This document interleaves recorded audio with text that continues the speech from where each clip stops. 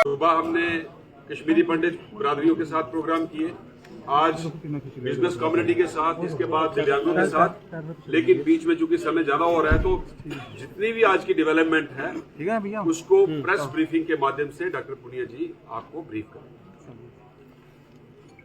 नमस्कार। जम्मू के सभी पत्रकार मित्रों को मैं पार्टी के हमारे सभी वरिष्ठ नेताओं की साक्षी में आप सबका भारतीय जनता पार्टी की इस पत्रकार वार्ता में अभिनंदन करता हूं, स्वागत करता हूं। भारतीय जनता पार्टी ने वैसे तो समय समय पर खूब नवाचार की युति, जिसने 10 वर्षों में बहुत कुछ बदलने की कोशिश की है। सामान्य व्यक्ति का जीवन बदला, बुनियादी समस्याओं का समाधान हुआ और वैचारिक मुद्दों का भी समाधान मोदी जी के नेतृत्व में देश ने किया है। भारतीय जनता पार्टी दुनिया की सबसे बड़ी पार्टी है। सदस्यता के नाते कोई जमाना था जब कम्युनिस्ट पार्टी दुनिया की सबसे बड़ी पार्टी होती थी, लेकिन आज पूरी दुनिया की सबसे बड़ी लोकतांत्रिक पार्टी भारतीय जनता पार्टी है। क्योंकि चुनाव का समय है और सरकार को एक बार फिर से मैंडेट लेना है, उस लिहाज से कई बार हम लोग देखते थे कि चुनाव में कोई भी घोषणा पत्र वो रस्म अदायगी जैसा होता था, कट कॉपी पेस्ट जैसा होता था। भारतीय जनता पार्टी के काम की गहराई इस बात से समझिए कि पूरे देश भर के 125 केंद्रों पर समाज के हर तबके से उनकी इच्छाओं का संकलन, उनके सुझावों का संकलन, जो कालांतर में जिन मुद्दों पर सरकार को आगे और काम करना है। 10 वर्षों में यूं बदला बहुत कुछ है। मेरा कश्मीर से कई बार अलग अलग समय पर आने का अवसर मिला।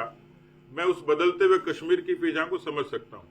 आज घाटी में जो कश्मीर की नीति पर, भारतीय जनता पार्टी पर और प्रधानमंत्री पर अक्सर निशाना साधते हैं, लेकिन ये यदि आनंद मिला होगा, ये लुत्फ मिला है, ये आज़ादी मिली तो प्रधानमंत्री जी की प्रतिबद्धता के कारण। ये क्षेत्र ऐसा था कि जहां लोग कहते थे कि विकास की रोशनी दूर दूर तक पहुंचेगी नहीं, आज हाईवे से लेके, ट्रेन से लेके, जो फ्लाइट कनेक्टिविटी है उससे लेकर लेह लद्दाख तक यदि आखिरी घर तक पानी पहुंचता है और उसके लिए भारत की सरकार 1003 करोड़ रुपया खर्च करती है, जो पिछली सरकारों के मुकाबले बहुत ज्यादा है।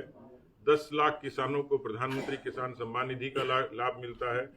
यहाँ 51,000 टॉयलेट्स बनते हैं। मैंने जो ग्रामीण विकास है, रूरल डेवलपमेंट, उसके लिए पिछली सरकारों के मुकाबले उन्होंने 680 करोड़ रुपए खर्च किए थे। इसमें 1100 करोड़ रुपए भारत की सरकार खर्च कर चुकी। जो आतंकवाद का खात्मा, पत्थरबाजी का बंद होना, 370 का खत्म होना, ये सब उस तरीके के लक्षण हैं जिससे कश्मीर में शांति बहाल भी हुई है। कश्मीर अब लोगों के लिए आकर्षण का केंद्र फिर से बना है और मुझे पूरा भरोसा है कि मोदी जी हैट्रिक भी बनाएंगे। और मोदी जी की हैट्रिक जब बनेगी, जब एक बार फिर से एनडीए की और भारतीय जनता पार्टी की सरकार होगी, ये सरकार और ज्यादा मजबूत इरादों के साथ जो बकाया काम है, जब यहाँ पर इस तरीके की बातें कभी केजरीवाल करते हैं, कभी मुफ्ती महबूबा मुफ्ती करती हैं, कभी फारूक उमर अब्दुल्ला करते हैं, मुझे लगता है कि उनके पेट में दर्द है।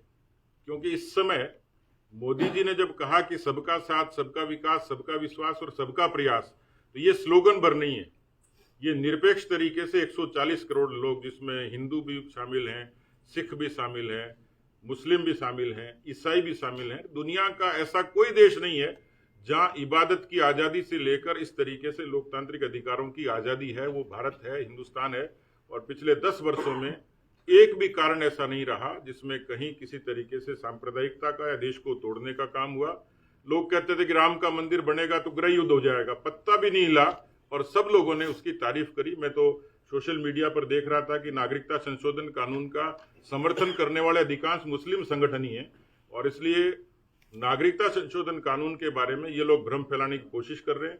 कानून का सीधा सीधा ताल्लुक उन लोगों से है जो अफगानिस्तान में अल्पसंख्यक हो गए, जो पाकिस्तान में अल्पसंख्यक हो गए, जो बांग्लादेश में अल्पसंख्यक हो गए। उन लोगों की मंशा थी कि जहां हमारे पुरखे पैदा हुए उस देश में हम लोग अपना जीवन गुजारें। तो भारत की सरकार ने एक कानून के जरिए उनको ये आज़ादी दी है, उनको स्वतंत्रता दी है कि अपने देश में आएं, अपने पुरखों के देश में रहें। इसमें किसी धर्म का, किसी व्यक्ति का, किसी जाति का, किसी पंथ का, किसी मजहब का किसी तरीके से कोई गतिरोध नहीं है। और इसलिए मुझे लगता है कि उनका काम भ्रम फैलाना है, लेकिन इस देश में इस कानून को हिंदू, मुस्लिम और सब लोगों ने अच्छे तरीके से स्वागत किया है। लास्ट में पूछना चाहता हूँ, छोटा सा सवाल। आप परिवारवाद की बात करते हैं, परिवारवाद बहुत आपको लगता है कि गलत है। और राजस्थान की बात करें तो वहाँ के जो चीफ मिनिस्टर रहे हैं गहलोत साहब, उनके बेटे को भी वो दे रहे हैं, मैंडेट दिया है उनके लिए। MP के जो रहे हैं कमलनाथ, उनके नकुलनाथ हैं। लेकिन जब हम आपकी तरफ देखते हैं तो बिहार में चिराग पासवान के जो चाचा जी हैं वो नाराज हो गए, तो उनके बेटे को उनको राज्यसभा मेंबरशिप और उनके बेटे प्रिंस को मंत्री बनाने की बात होती है। यूपी की तरफ देखते हैं तो वहाँ पे जो एक आपके अलय हैं संजय जी, उनके बेटे को आपने अपनी सिंबल पे लगवाया है। तो ये जो परिवारवाद की जो ये कहती है, आपको क्या इनको लगता नहीं कि इनके पार्टी में भी ये परिवारवाद? देखिए, परिवारवाद के बारे में देश पूरे तरीके से क्लियर है, स्पष्ट है।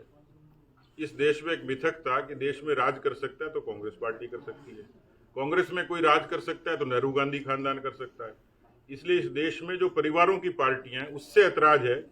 मुलायम सिंह की पार्टी उनके बेटे चलाते हैं, बहुजन समाज पार्टी उनके रिश्तेदार चलाते हैं, ममता बनर्जी के रिश्तेदार उनकी पार्टी चलाते हैं।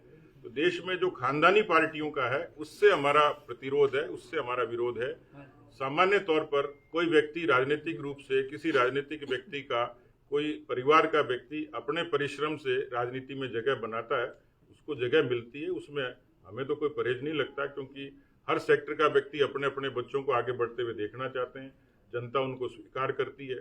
इसलिए परिवारवाद की भाषा में अलग अलग तरीके से लोगों की अलग अलग व्याख्या है, लेकिन हमारा जो प्रतिरोध है वो उस परिवारवाद और उस वंशवाद से जो दूसरे लोगों को इस बात की इजाजत नहीं देता। आज खड़गे जी हैं, लेकिन खड़गे जी की स्थिति क्या है ये सब लोग जानते हैं।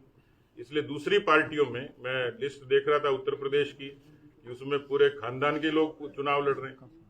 इसलिए योग्यता के आधार पर किसी दल में कोई व्यक्ति विकसित होता है उससे कोई ऐतराज नहीं है, लेकिन जो खानदानों ने जो परंपरा बना ली उससे ऐतराज है। धन्यवाद।